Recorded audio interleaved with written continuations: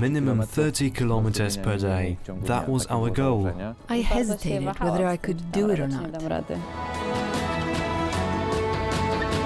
I had a feeling that I had nothing to lose. The whole neighborhood knew that we left.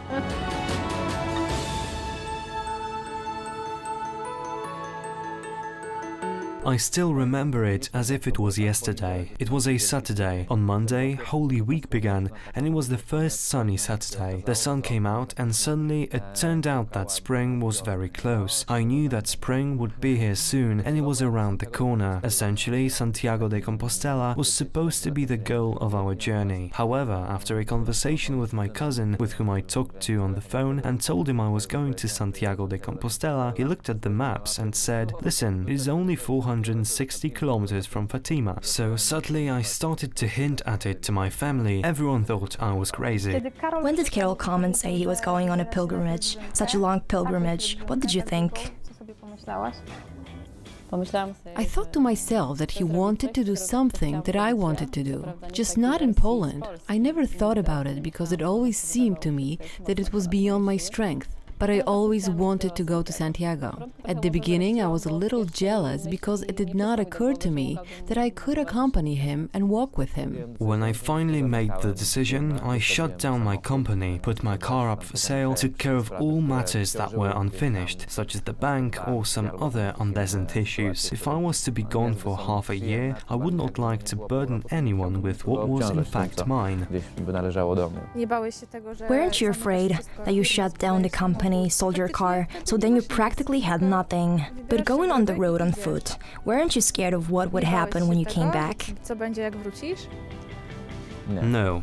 After selling the car and paying off the credits, I had 300 in my pocket. I had 500, but I bought a backpack, a sleeping bag.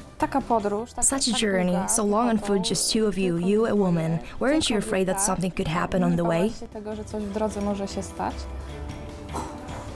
No, it never crossed my mind. Santiago, map, alright, great, what now? Where should we start from? Okay, maybe Poland, Warsaw.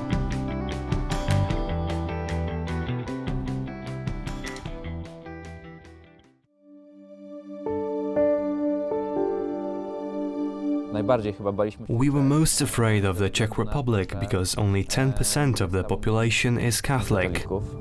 The Czech Republic is a secular state and we did not know what to expect. We met a guy, his name was James. It turns out that he worked in the hospice for elderly people, looking after them, and we asked him about a church so we could go and pray. In the Czech Republic, majority of churches are closed. It is hard to meet a priest there. And at some point he said, "Let's go. The church is closed, but come to the hospice with me. There I'll ask a nurse, maybe she will know something." And the first thing we encountered were people who turned out to be our brothers in faith. It was very uplifting. He went inside this room and there, in Czech, we heard Our Father and the Hail Mary. Sort of a miracle. Well, yes, one of many.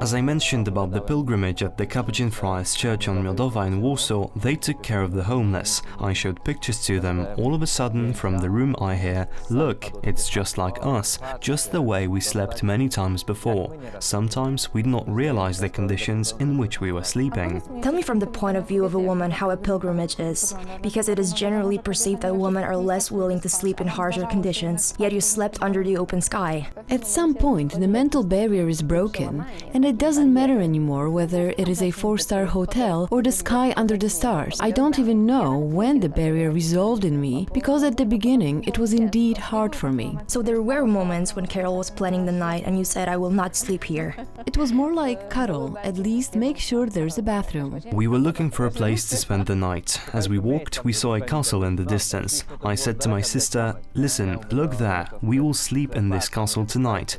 There at first we met a girl. We went to the city president, maybe not the president, but the mayor of this village. President is too big of a word, because it's a very small village.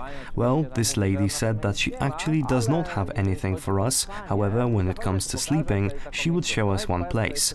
Well, we went to this place and it literally looked like a fairy tale, except everything was real.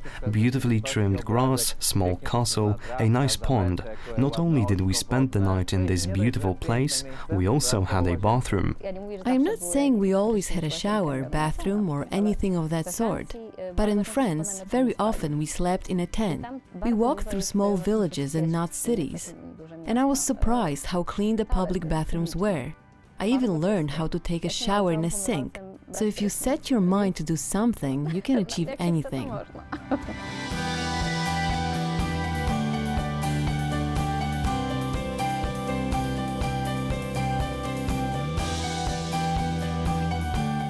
The pilgrim's passport proves that a given person is a pilgrim and, thanks to the stamps collected, is able to document the route of their journey. Once a pilgrim reaches Santiago de Compostela in Spain, Galicia gets a Compostela, which is a certificate of distance traveled, which is issued in Latin. The name is changed into Latin, that's why my name is Carolus. The shell, as you can see here, is the symbol of a pilgrim, which means the trail. There is a designated trail to the Santiago de Compostela sanctuary. 3 routes connect in Lubań and go further to Europe. Why a shell? Because the shell is the pilgrim's medieval passport.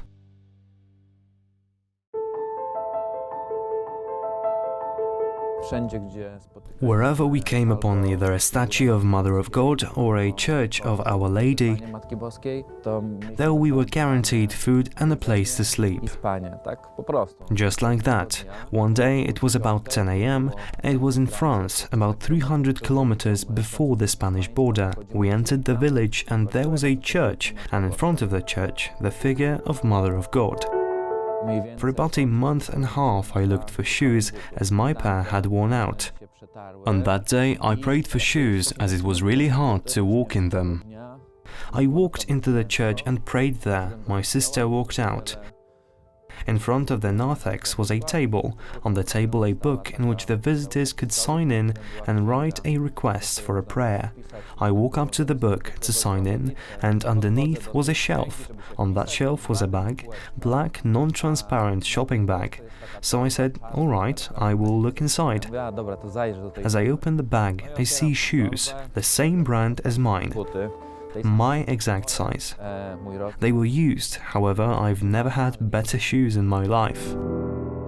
It was also a miracle for me because during the pilgrimage I met my fiancé. We met in Spain. He and his cousin also traveled through this pilgrimage route, but only on Camino Frances, that is only in Spain, and on bikes. We met one day at the Fountain de Irace, a very well-known pilgrimage site where wine comes from one tap and water from the other. There we talked for a while. I spoke Italian. He is Italian, so we connected right away. I thought that this would end as they traveled on bikes while we were on foot. It eventually didn't matter that we weren't as fast, while we walked and experienced the 4-month pilgrimage. It turned out that my fiancé's cousin had lost some of his bike parts right before Los Arcos. Though they wanted to go on, they stopped in Los Arcos due to logistical difficulties. We had dinner and stayed the night in one of the albergues for pilgrims before they left. And then, within a week, maybe 10 days, after we parted ways, Germano, that's my fiancé's name, began to write to me, hoping to find out where we were. We made a strong impression on him because we were coming from Warsaw. And so, from one text message to another, from one phone call to the next, we began our relationship.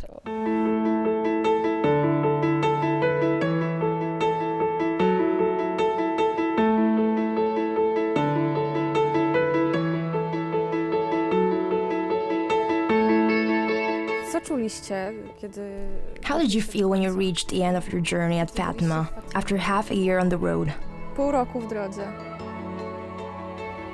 I got to where I wanted to go, and for a moment I felt emptiness. And what's next? Is this the end of my pilgrimage here? Then, as it turned out, it was just a physical pilgrimage, because it is still continuing. After this pilgrimage, is your approach to God and faith different? What happened to you spiritually? I think in general I stopped being afraid. Afraid of what could happen to me. Of course, fear is always there. However, when I think of my great guardian angel who is with me, and God who led me and will continue to do so, I became very consolidated in my faith.